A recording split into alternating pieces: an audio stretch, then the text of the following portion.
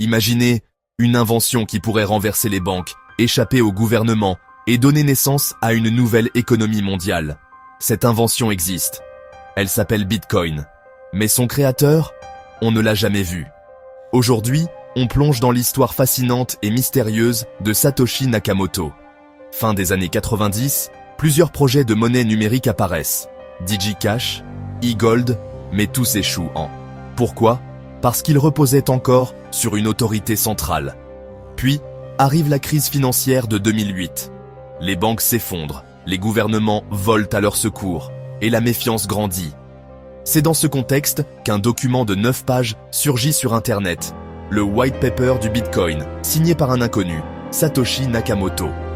Son idée est révolutionnaire, une monnaie décentralisée, sans banque, sans gouvernement, sécurisée par une technologie nouvelle, la blockchain.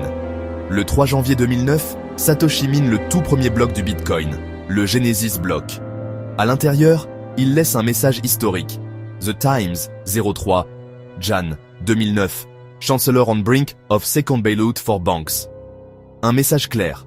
Bitcoin est né en opposition au système bancaire. Pourtant, Satoshi reste une ombre. Il n'apparaît jamais, il ne montre jamais son visage. Seulement des mails et des messages sur des forums. Un génie caché derrière un pseudonyme. En 2010, Satoshi commence à s'effacer. Il confie les rênes du projet à Gavin Andresen. Depuis, plus rien. Silence total. Ses portefeuilles, contenant environ 1 million de bitcoins, restent intacts. Des milliards de dollars. Jamais utilisés. Alors pourquoi disparaître ? Certains pensent qu'il voulait que Bitcoin vive sans lui. D'autres qu'il a été menacé. Et peut-être qu'il est mort, emportant son secret à jamais. Et si, finalement, Satoshi n'était pas une personne, mais un groupe de cryptographes ? Un collectif qui aurait choisi l'anonymat absolu. Satoshi Nakamoto a disparu, mais son héritage, lui, est bien réel. Bitcoin continue de vivre, sans maître, sans créateur, uniquement porté par ceux qui y croient. Et si c'était ça, le vrai génie de Satoshi ? Créer quelque chose qui appartient à tout le monde, et à personne en particulier. Alors dites-moi en commentaire, qui, selon vous, se cache derrière Satoshi Nakamoto ?